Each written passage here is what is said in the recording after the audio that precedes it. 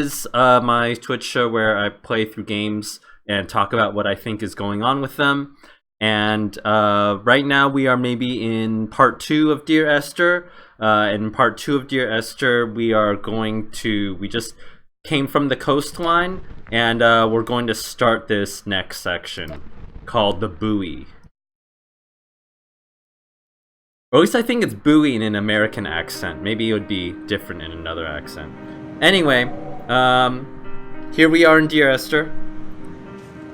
Again, I've made a few modifications to Dear Esther. Terrible, sacrilegious modifications, like for example, deleting all the voiceover files from Dear Esther, which is kind of terrible. It's kind of destroying the experience for you, but I don't want to have to compete with a professional voice actor, so that's why I had to delete him from the game.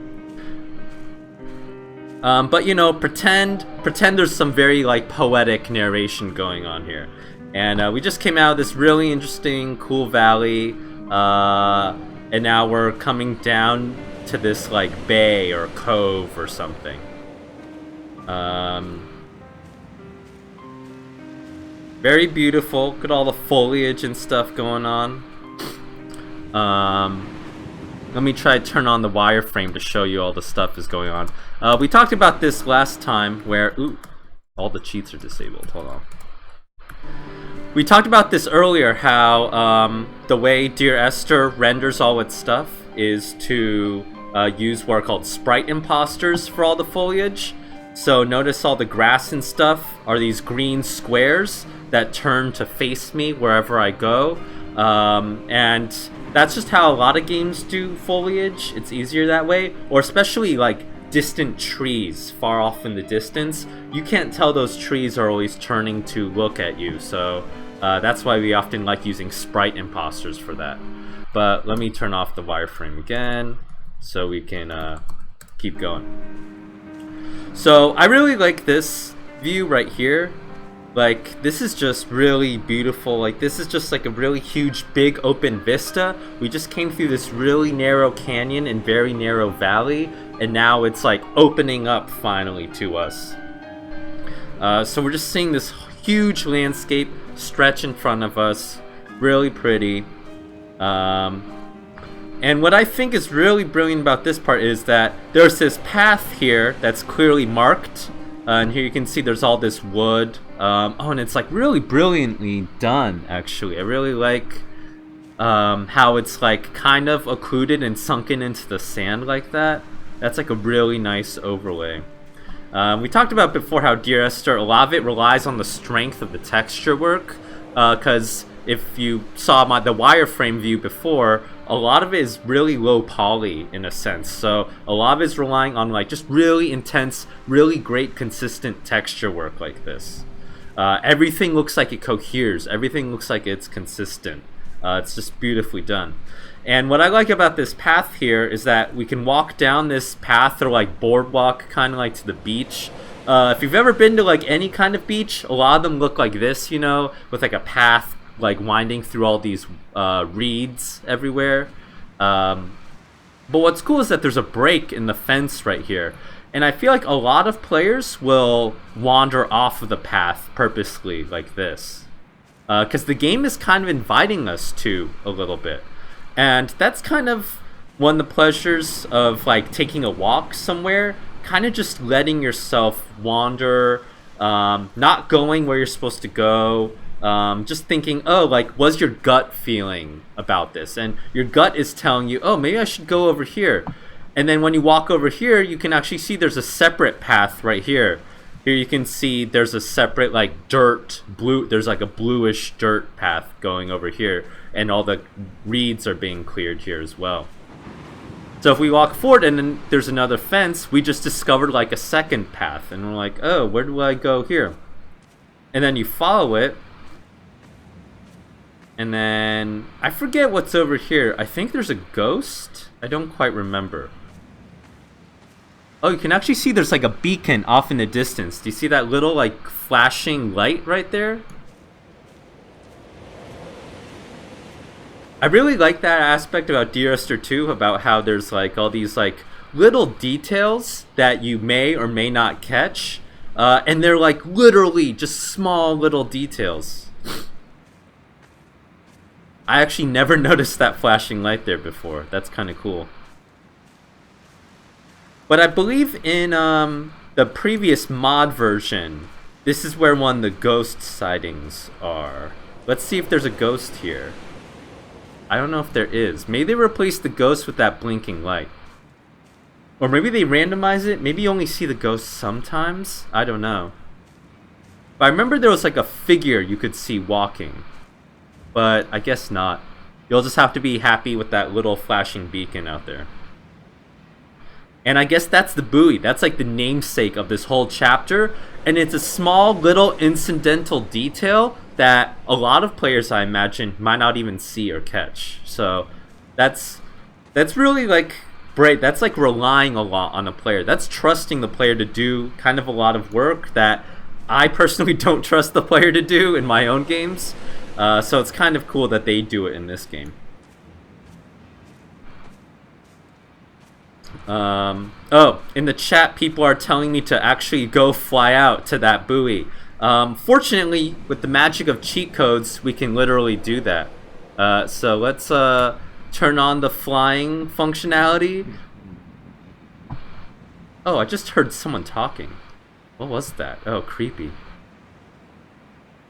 But I'm just gonna fly out there. Oh my god, wait, I can't fly out there. It's not gonna let me. I think it's in the skybox, actually. That's really interesting. Yeah, it's in the 3D skybox. We might have to navigate to the 3D skybox. So, the way a lot of video games render, like, the impression of, like, a really large world, is that they render out the, like, larger landscape, what we call the skybox, which is here another room, literally, and they render out that mini, like, scale model room and then blow it up really big and surround us with it. So that's what gives us the impression that there's like a really large landscape around us. I don't know if I can find the skybox room though. Let's see if I can. I think they did a good job of hiding it. Usually you put the skybox room a little bit above or a little bit below your entire world. But is it out here maybe?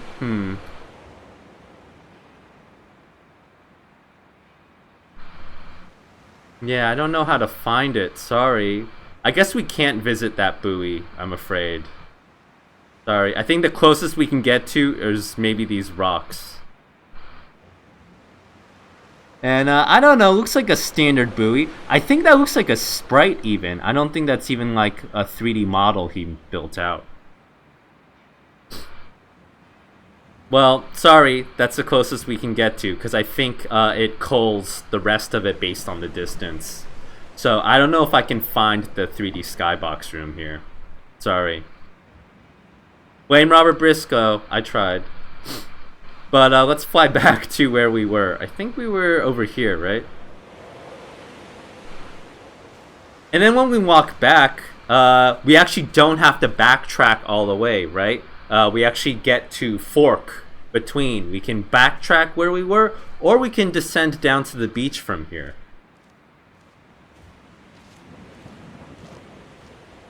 And that's kind of cool. Like, I like how we didn't have to backtrack all the way. How we felt like we were visiting a side path, but we were still kind of like progressing a little bit. In the previous week, I kind of went on a little bit of a rant about backtracking, about how I think it's not that bad if your game is about walking and hiking.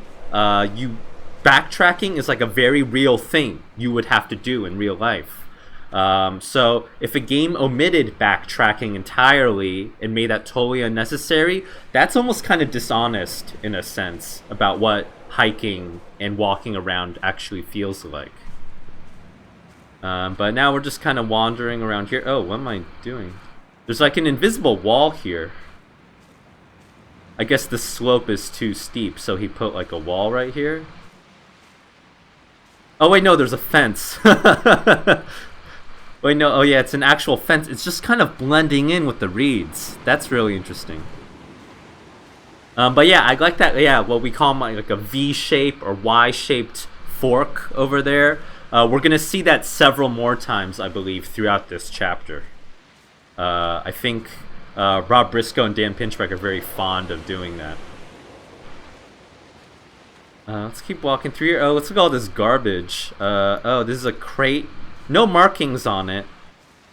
I kind of appreciate the restraint here. I think if this were like a typical AAA video game, this crate would like have all these markings and words on it that we could read into to guess what was in that box. Usually we can't resist telling people what's inside boxes because we have this whole like inferiority complex or anxiety about putting boxes in games. But this box is just totally inscrutable. We'll just never know what's in it. Even if we fly inside it, we'll never know what's in it. It's just a totally inscrutable box. Maybe there's a cat in there being pumped full of radioactive gas. I don't know. But let's keep going over here. Oh, we can see what's inside this box. And it's another box. Wow. The mystery. Let's see what else is going on here. Just look at all like the unique like textures and details going on here too. Like each plank of wood has been like lovingly hand placed. Every like shred of like garbage has been like every little garbage like overlay and decal there. Just some really, really finely detailed work that probably isn't tenable for like a huge game, but it's really cool that Robert Briscoe was able to just go like all out right here. What else is there? There's all this sunken barrels and stuff. More garbage. And I kind of like this because this kind of reminds me of going to the beach, right? When you go to the beach, at least in America, the beaches often have a lot of garbage everywhere, and it's kind of fun to be like a beachcomber a little. Although that's like a very dystopian American thing to say, to like actually love the idea of garbage being strewn across the beach and to like romanticize it in this weird way. But I imagine other industrialized countries also have garbage everywhere, hopefully. So I can kind of relate to this a little bit, relate to this experience. And you want to see like, oh, like, what is this? How many like used condoms can I find on this beach? 1, 2, 3. I mean, he probably didn't put used condoms here, but you know, he could have. If he was advising me, if I beta tested this game, I would have said, Robert Briscoe, you better put some used condoms on this beach. But I guess there's nothing else. Oh man, I love the scraping along the side of this boat. That's really nice. Just the way this boat's been textured too. Like it's like petrified and it's all rusty, you know? And so it almost looks like concrete, I feel like. Like just very weathered metal. And it's worth pointing out that all this texturing isn't making heavy use of shaders, right? There's not that much specular or shininess on this. Meanwhile, I think if you saw this kind of boat in like a 2017 AAA game, it would just be, there would be glinting, reflective bullshit all over it. Like the metalness value on that material would just be cranked up to like 11. It would be like a hyper metal almost. But I kind of like how this boat is very almost like dry in a sense. It's not like glistening at us. Oh, in the chat, people are wondering, like, would this boat conceivably be able to hold this much cargo? And, I don't know, if we fly over here, it's like a pretty big cargo boat. And it also has, very standard metal containers on it. Looks like a very, like, 60s or 70s kind of loading boat or barge or something. It has, like, radar antenna and stuff on top, too. So maybe it could have had 1, 2, 3, 4, 5 metal shipping containers.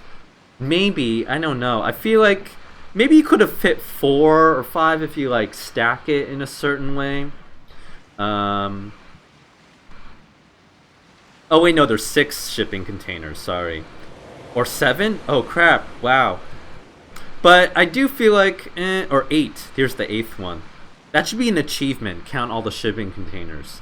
But, I guess I believe it. The shipping containers do look really big compared to the ship. And some of them look really small, like this shipping container looks a lot smaller than this one. So the scale on them seems kind of strange. Or maybe they are the same size, maybe it's an optical illusion. But yeah, it's a boat, and I love how the water waves are like lapping up against the boat a little bit. Really nice work here. But you know, we'll have to leave the boat. You know, all good things come to an end. Oh, we can walk through this shipping container. That's kind of nice. This is like a very typical kind of video game trope too. I feel like every video game that has some kind of like shipping level always has to let you walk through a shipping container, and that's like the video game saying like, look, this is how shipping containers work. Wow. I remember like several parts of Half-Life 2 had us walk through shipping containers. I mean, I guess that is fun to do in real life. I don't know. They even like have a path, like kind of drawing us in where the grass recedes and we get to walk through that shipping container. It is kind of inviting in a sense.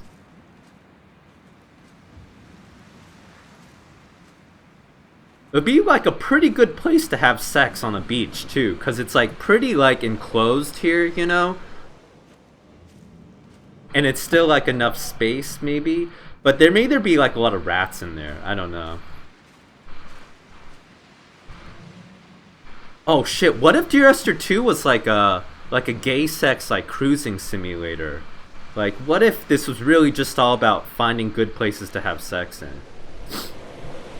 Well, if you see any good places, make sure you call them out to me so I can, you know, give it the respect it deserves. Okay, let's keep going this way. Oh wait, okay, I want to comment a little bit about this. I feel like I kind of wish the artist here did a little bit more of a high resolution texture on the boat here, because it's kind of blurry right here. The texel density here is just kind of not what it should be. I feel like he could have like doubled the resolution on such an important asset, but maybe he was already like pushing the his texture memory budget. Although we could actually check the texture memory here. This is gonna be like really boring to everyone who isn't a game developer. It seems like the texture memory is actually okay here, right? 39 megabytes? That's pretty good, I feel like. I feel like he could have pushed it more.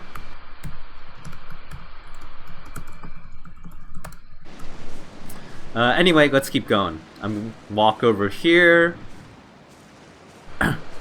So to review all that stuff we just did, we started from up here. And when we start up here, we have two ways. We can go this way up here, or go down here into these dunes.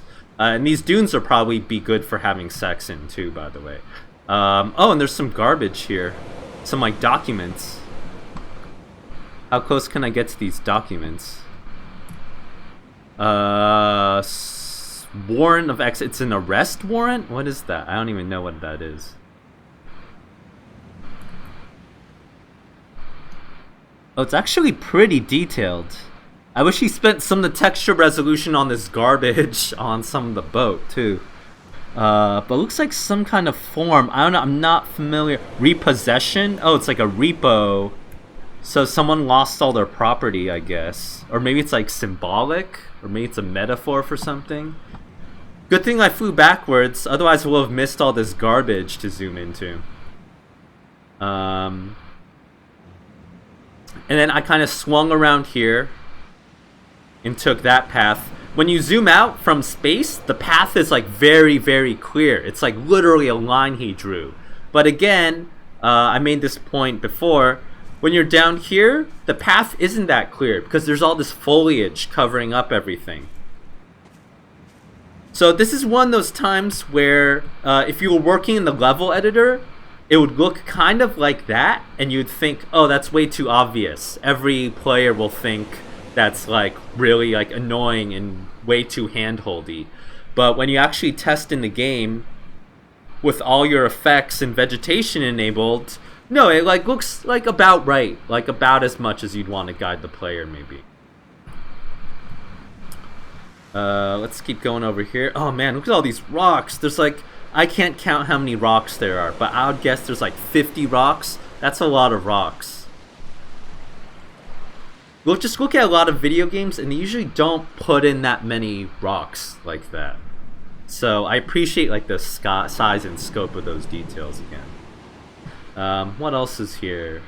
I think that's pretty much it. We missed this garbage. Is this like a carburetor or something? Why is there a random carburetor here? Or is that catalytic converter? I don't know anything about cars, but it's like a tailpipe and a catalytic converter. I thought catalytic converters were more like an American car thing. I thought outside of the America, it wasn't like that. But oh well, I don't really know anything about cars. If you do know about cars, you know, make sure you correct me in the comments. Anyway, let's keep going this way. And what I like about this here is that we think we're supposed to keep going along this path. And then we're like, oh yeah, we can go down to the beach and look at these rocks. Okay, I can't really see anything. Oh, what's interesting here is that if you didn't notice the buoy before, this path kind of directs you to look at the buoy. Do you see how when you like turn left and go down this path and look towards the ocean, that's pretty much just pointing you towards that buoy. So that's like a clever use of movement, I feel like, to get you to notice something out in the distance. Or we can take this path, and you kind of assume this path is like the correct path. Maybe we'll keep going along this path and go around this like rocky like cove or cliff right here. But if you keep going and go around here, it's actually impassable. There's just all these rocks that you can't really go towards. And it's just an impassable cliff. I mean, there's a really cool line here. I don't know what this is. This looks like a nerve axon, like the one we saw before. But back here, oh, there's like a fishing boat or something, or a shrimp boat or something. And then when we look backwards, that's when Dear Esther reveals a lot to us, actually. So we thought we were supposed to go here, and we never bothered to look behind them, or at least I never did,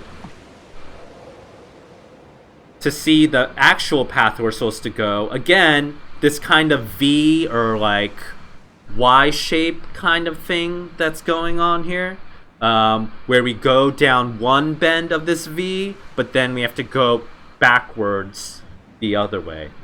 So I like how it makes multiple use of that kind of doubling back but not quite backtracking structure there. Again, one of those other Y structures or V structures. What else is going here? Oh yeah, so then when we get out here and then we turn around, we're like, oh, where am I supposed to go? That's when we realize this glow-in-the-dark writing, which says, and neither did he eat nor drink. And neither did he eat nor drink. Maybe that's what they would say in England. Oh, by the way, one comment that came up in the YouTube comments was that this is not based around England. That was like a huge mistake I made last week. Sorry. Dear Esther is actually based on somewhere, I think, in like Scotland or something. Like a coast called the Hebrides. And it's like a very iconic region that if you're not an ignorant American, you would probably know a lot more about. But let's keep going this way. Oh, I like these. I like these red. I like the like subtle use of like flowers around here. Like here, there's just like subtle hints of like the red and pink. I actually loved this exact sprite last week. I was talking about how I like this flower sprite here. But if we go back here, there's also some really nice use of like these like little yellow wildflowers as well. And I like just those little like spots of color a little bit. It's really nice to add that. I feel like a lot of people have what I would call Unreal Grass syndrome, where they use the Unreal Landscape tool, has beautiful grass shaders and everything, but then they kind of just paint a bunch of grass and kind of stop there. If you look at this screenshot, there's actually like 5 or 6 different sprites going on. Because I imagine this is what that wild area would look like. It would actually be this kind of complex ecosystem of all these different wildflowers and foliage. So let that be a lesson to you. Use more than one sprite. The other thing I really like about Dear Esther is that it's not just one type of grass rendering technique too. You'll notice here that this bush here does not do the other stuff. It does not rotate towards us. It actually stays kind of static, one-sided there. So here Robert Briscoe's actually kind of mixing the 2 different types of foliage renderers, which I think is really good. It makes things feel like really, really kind of like bushy and like fuller, I feel like, when you mix the 2. So that some of it is turning to face you and then some of it isn't. And Source is pretty good about actually supporting both of these different types of grass techniques in games. But let's fly away back to where we were going to be right here. And let's go the correct way. So here I'm supposed to go this way. Again, sneaky little fences right here that kind of blend in with the terrain and blend in with the grass.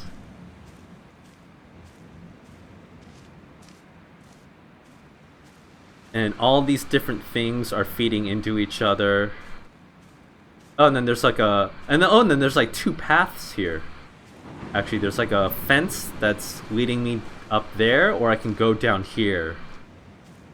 And when I walk down here, I'm rewarded with this giant colossal hole. Oh my god. Oh shit, I just fell into the hole.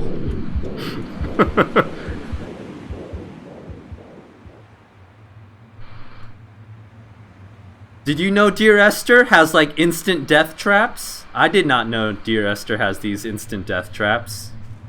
I don't remember falling into the hole before. But it's kind of cool. Oh shit.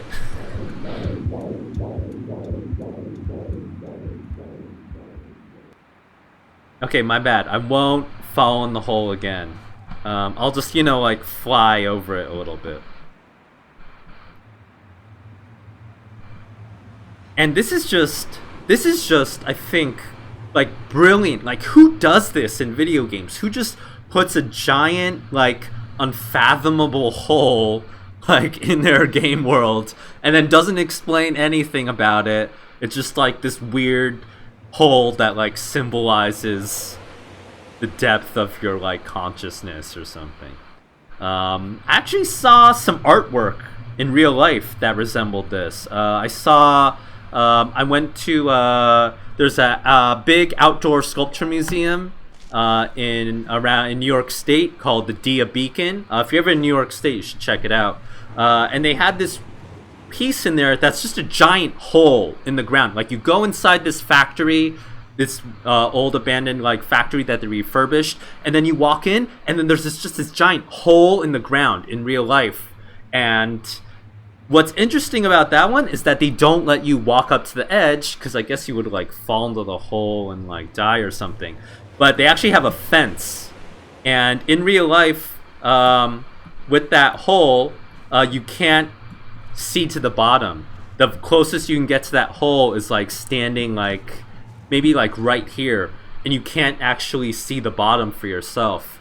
And when it does that, I feel like it's really interesting. In video games, we always like want to show everything to the player, and especially this stream is about showing everything to players. But I feel like there's something to be said where you can't see everything, where it's a little bit mysterious, where it's also kind of like seductive, right? Like, could I go down into that hole and have sex in that hole? I wonder how many people have had sex in that hole, and so on. So I really like just like how bold of a design decision this was, to just put a giant hole here and, you know, talk about it in the narrative a little bit, but not really explain it or say anything or revisit it. It's just a hole. And that's how life is. Some people are just holes, and when you look into them, you can't see the bottom of them. That's deep, right? That's good life advice. Let's keep going over here.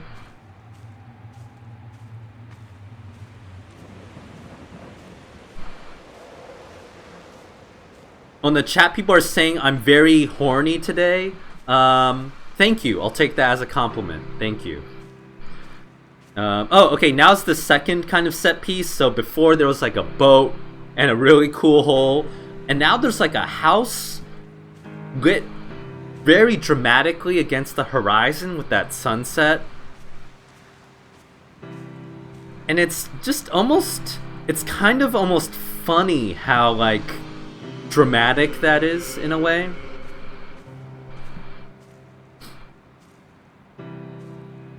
Like, you have to notice that house, right? It's like popping out from the horizon. You can't help but notice that. But let's notice this abandoned, like, stable, it looks like. Another place to have sex in. Oh my god, and it's like... Oh my god. Is that like a surgical pan? Or like a bedpan or something? Full of blood and stuff? Oh god. That's intense.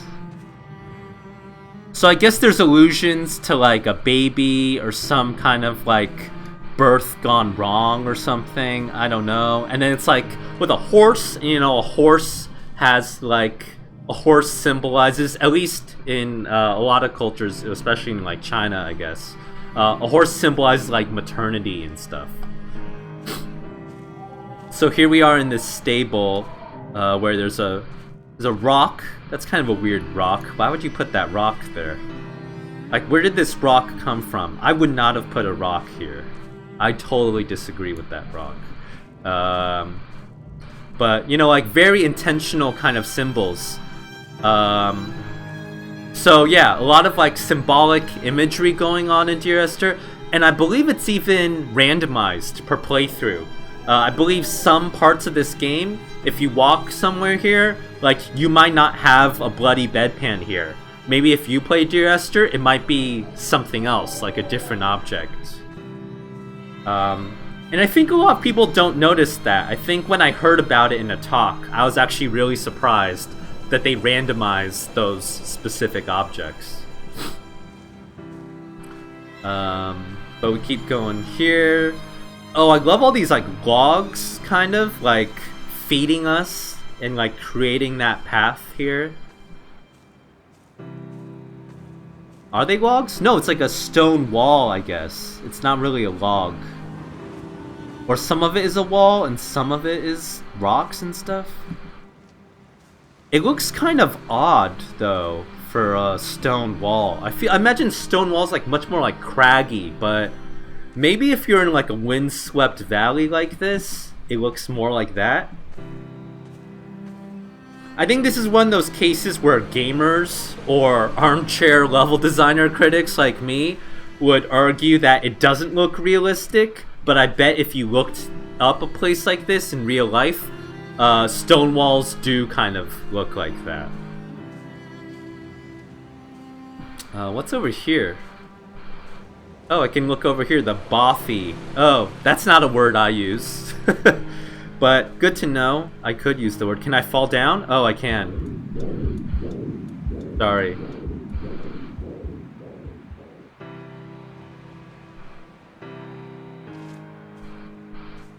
Oh, but at least it kind of remembers where I fell down. Oh, or did it teleport me upwards? That's kind of cool.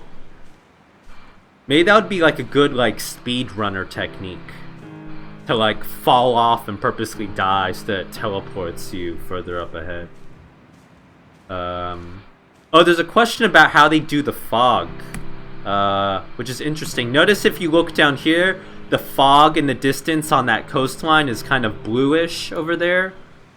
But if I fly down there and then look up,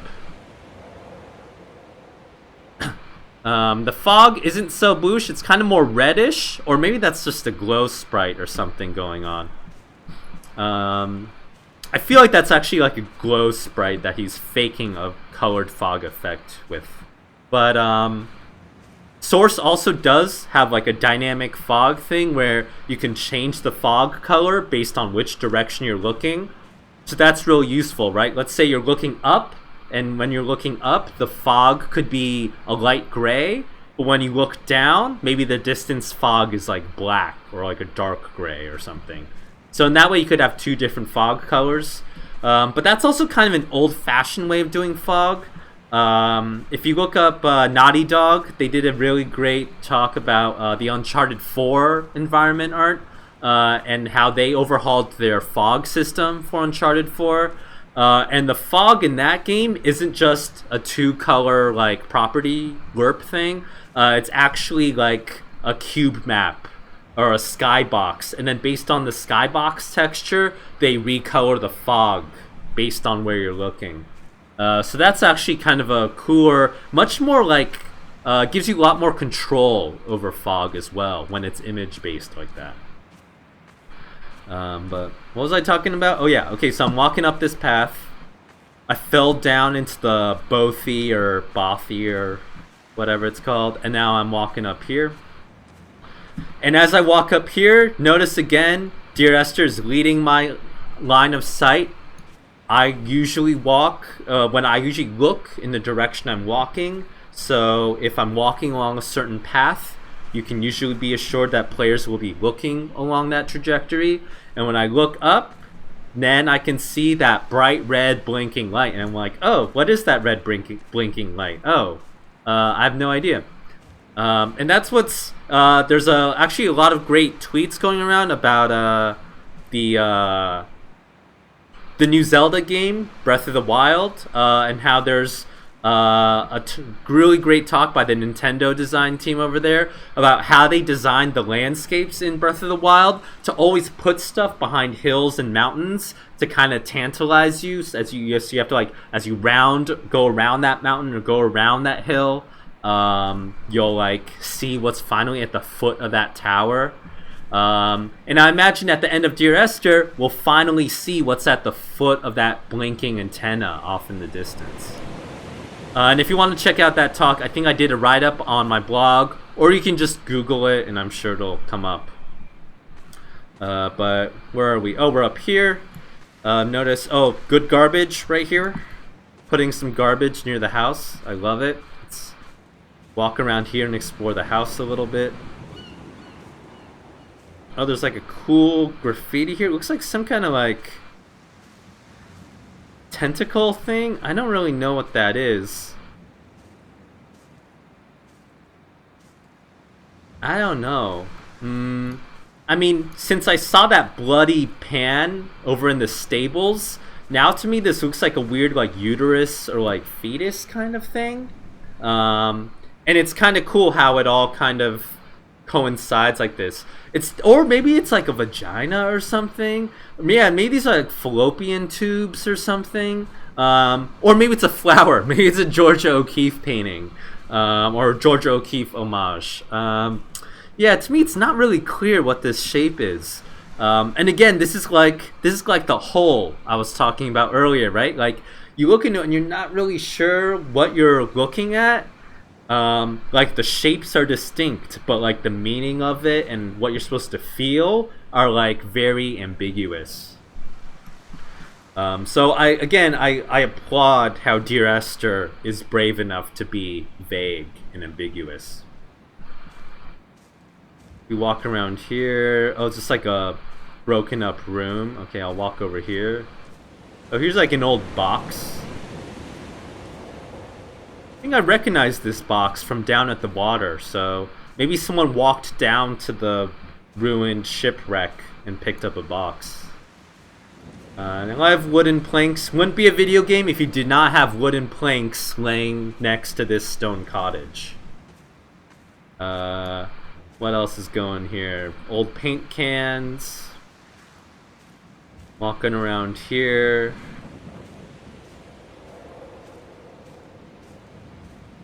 More wood, mossy. God, I love how interesting this like surface is. Like look at all this, the different details going on here. I think this is just like one texture, or is it repeating? Is it a tiling texture? I think it is, because I see a little repetition from here to there, but again, it just looks like, yeah, you don't notice the tiling repetition because there's all these like just all these details and like a really great moss overlay right here too that just fits really well. And what's over here? Oh, just another death trap for me to fall off into, right? Okay, let's not fall off there. Let's go in the house. Let's check out what's in the house. Maybe some used condoms. Let's see. Metal folding chair. I like it. More old crates. An old tub. That tub is from Half-Life 2. Don't ask me how I know that. It's kind of sad that I recognize a metal tub from another video game. Let's keep going. The kettle. I think the kettle's from Half-Life 2 as well. But most of the environment art in this game is pretty original, I think. A lot of paint, a lot of garbage everywhere. Oh, I like this chair in front of the window. It's like someone was sitting here admiring the view out there. What else is here? Oh, are these like broken eggs or something? These are like hatched eggs and like sheet music. Oh man, what was going on here? Oh yeah, and then there's some like laundry. I guess it was raining maybe, so someone put their clothes next to the stove to dry them off or something. I love how rotten all the woodwork looks. Like there's all this detail up on the ceiling, even though it's so dark and you can even barely see the ceiling. Oh, there's a photo of something. Is that like an ultrasound or something? I can't really make out what that is. What else is going on here? More old books that we can't read. Walk out into here. Oh, it's a bed. Oh, I think this trunk is from Half-Life 2, I think. Walk over here. Oh, what's that sound? Okay, so it sounds like it's something about like a miscarriage, maybe. There's some story about that. Oh, there's some kind of chemical element on that mug. So maybe we're like a chemist, or we really like chemistry for some reason. And then, oh, it's like a sleeping bag. Someone was staying here alone temporarily. And then like really cool sound design. I like how that like flatline, like EKG sound just popped up randomly. That's kind of cool. Oh, no, and then they spawned a seagull while I was inside. That's intense. Wow. That's kind of cool because, like, in this game, you don't meet anyone else. Like, you only see seagulls and ghosts. So, it's always so spooky when you see someone, like, some other, like, living thing in this game. Let's go in here. Is this another stable? And we hear radio static. when we walk into here. Is there anything else? No, just some rocks and stuff.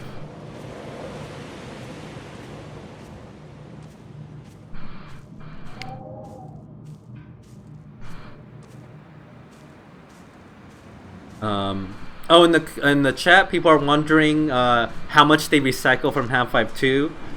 This part of the source engine, according to the console, seems to be based on the Portal 2 version of the source engine. So I don't know how interesting that is to you, or not interesting. Anyway, let's walk down here behind the house. Oh, before we progress though, we might want to look at where we went and have a greater overview of how it went. I like how, again, that path looks really clear when we're looking down on it from the sky, but when we're down here, when we have our boots on the ground, you know, the path isn't really clear at all. And that is, I think, reiterates one of those well-known rules of game design, which is if it's like barely subtle to you, if it's barely subtle to the game developer, then the player definitely won't notice it. But if it's really obvious to you as a game developer, then maybe it'll be like barely noticeable to a player, right? So this is often like, oh, and then you can see the fake fog effect. It's clearly like a weird distance sprite or a series of different distance sprites to like simulate like a parallax flare effect. That's kind of interesting. Or it's like some particle systems that fade away as we get closer. Or is that just the sun entity? No, I feel like it's a separate sprite that he's spawning and fading off as we walk towards it. What else is going on here? Rocks? Oh my god, yeah, look at all these rocks. God. I can't believe he, like, hand-placed all these rocks. Like, I never would have done these, right? Even if you imagine some of these rocks are, like, clusters or, like, one mesh. Oh, that's cool. I never noticed that before. It's like a little rock sculpture here. But, like, just imagine having to like put all these rocks down. Even if Rob Briscoe did this in Maya and then imported it all in one mesh into Source Engine, it still would have been really annoying to do in Maya. Just copy and paste and copy and paste. My god. Oh god. I would have died trying to place all these rocks. And from what I hear, I think there's a really good GDC talk Rob Briscoe gives about making Dear Esther, about how he was kind of crunching all the time and surviving off ramen, and it sounded like not a good way to live. So I am glad that Dear Esther seemed to have like worked out well for all of them. Although maybe not well enough for Chinese Room, which, as you may have heard, the Chinese Room has the main studio behind Dear Esther actually closed down recently, and they shuttered their offices just because it was so expensive for them to operate and staff a whole office of like 10 or 20 people. So that's kind of a shame. Oh, can I fall down this cliff? Oh my god, I totally can. Oh my god. Oops, sorry.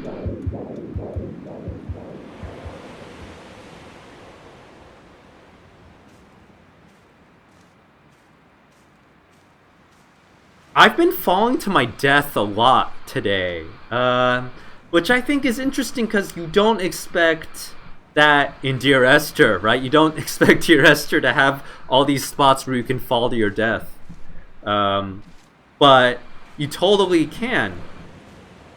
And, wow, it's so dangerous. Gosh. So, you know, again, people diss walking sims. Oh, walking sims aren't hardcore. Well, this is a game that lets you fall to your death all the time. So, to me, that seems like a pretty hardcore thing to do for a gamer.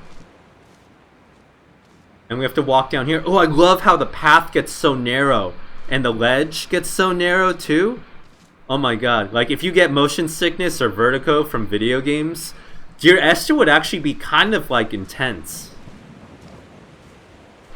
And a lot of people have talked about, like, throughout the years in like game studies and game design, what makes games so special is like a variety of different experiences, and one of these is what we might call ilinx, which is like a Latin word for, like, I don't know, dizziness or disorientation, I think.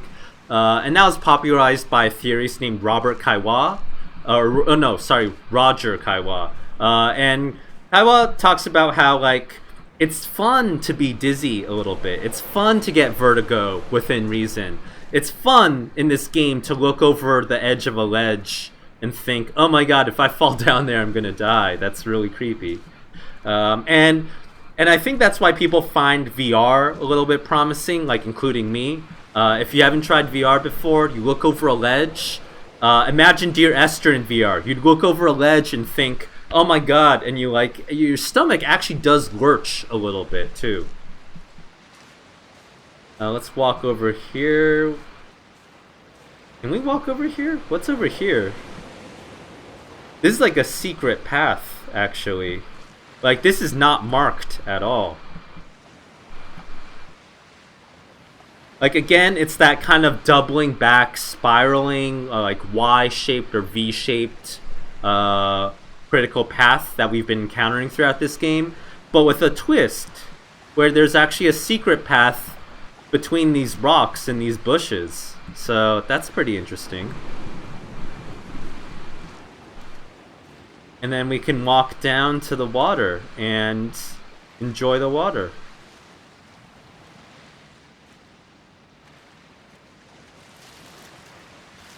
I feel like there should be more seashells. If this is like a coastline, shouldn't there be more, like,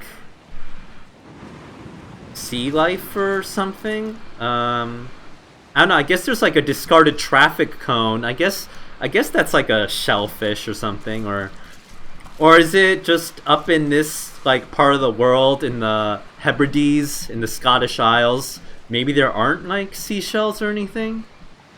It does make me wonder. Yeah, it's all just like algae and like rocks. Maybe like a few shell fragments, but overall it seems kind of bare in a sense. I don't know.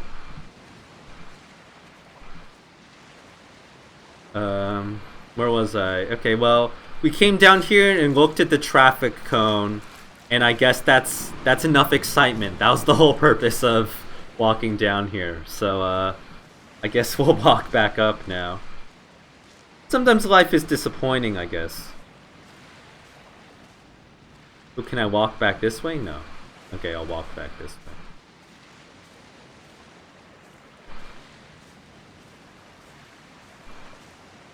Oh, in the chat, people are saying you can actually swim out to the water if you want. So that's like a fun thing we can do. We've been dying a lot in Dear Esther, so we might as well just keep dying a lot. And then your screen just fades to black, and then it's not really sure. And then you hear the narrator say, come back. And then it teleports you back to where you were.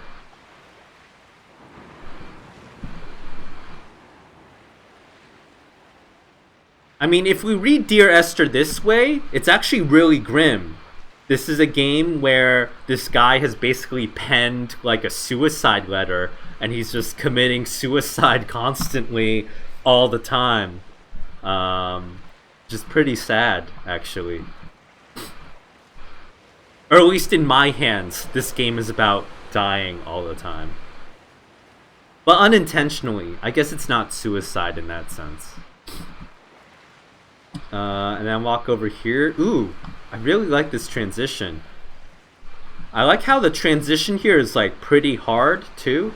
I feel like if I was making this as a lesser artist, I guess, I would have made this transition softer. I would have like put more like hints of sand over here and made more of a gradient.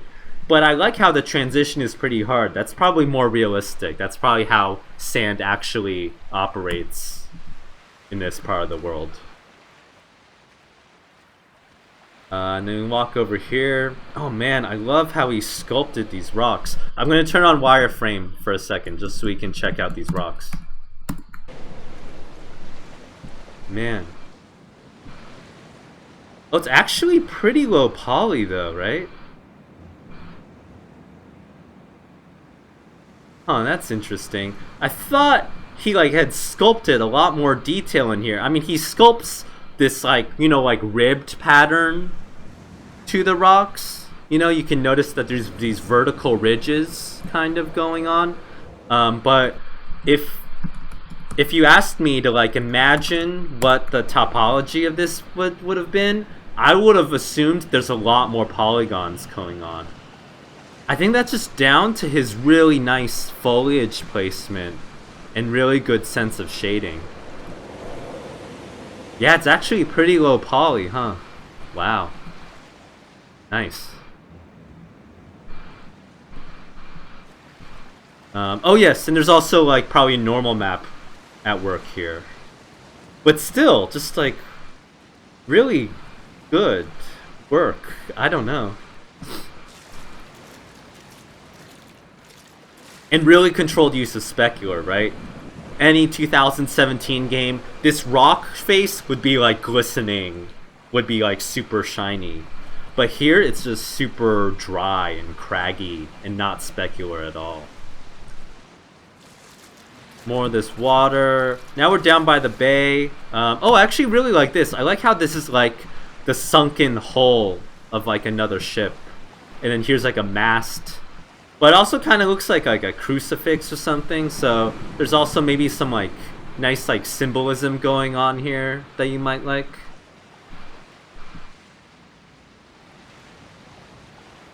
Oh man, and I love how the rocks here... Okay, just a little bit more about the rocks. So first of all, I love how the rocks here on the coast are very different in shape from these other rocks right here.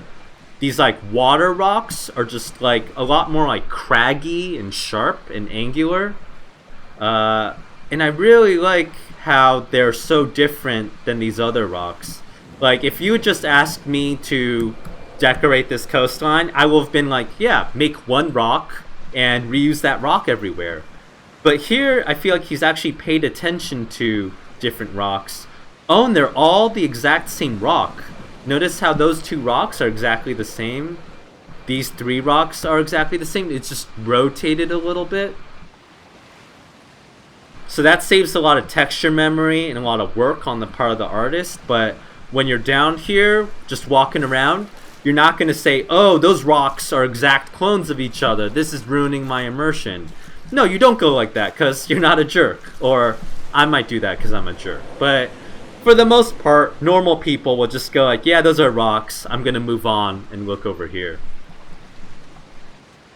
So, yeah, just some choice rock placement here.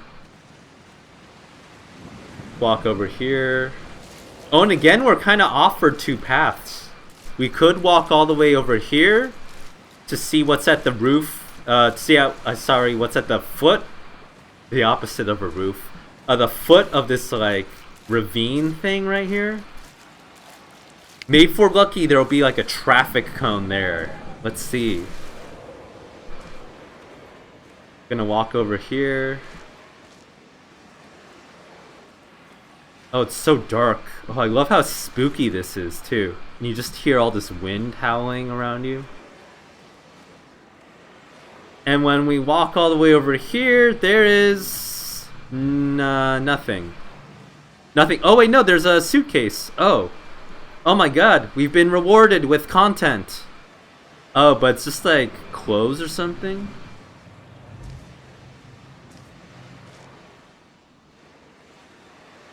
Well, I guess you have to be satisfied with that. Oh, and some like garbage here. Some more clothes, I guess? Oh man, I love that subtle specular and stuff leading us back down. Oh, there's a question in the chat. Is there some subtle fog going on to lead us down that way? Let's see. If I'm from here and looking down there, Is there fog? I feel like I don't see any fog. I feel like there's no fog sprite. That might just be a typical, like, gusty, like, wind particle system. I feel like that there's no effect going on. But, no, you wouldn't be blamed for thinking that there is something there. Okay, now let's keep going into the cave, I guess. Well, goodbye, coastline. It was nice knowing you.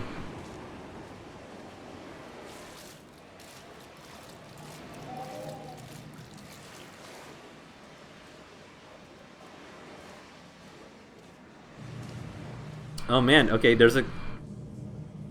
Oh, but there's like a weird bug going on with that sprite. Looks like the glow sprite on that handle thing is kind of the wrong color, the wrong shader. Well, that's kind of disappointing. Hopefully the other Kindles aren't like that. Okay, and then here's the giant cave. And now begins the cave section of Dear Esther. And now we get swallowed up. And I think this will maybe be the end of the stream for today. Tune in next week for node graph rebuilding. Tune in next week when we traverse the whole cave section. And the cave section is maybe one of my favorite parts of Dear Esther. But also, I actually don't like some aspects of the cave, too. So tune in next week when you'll hear me complain and also praise Dear Esther a lot. Than the whole cave section for that. Anyway, thanks for tuning in today. Sorry about the problems and streaming problems earlier at the beginning of the hour. But thanks for staying with us, and see you next week. Bye.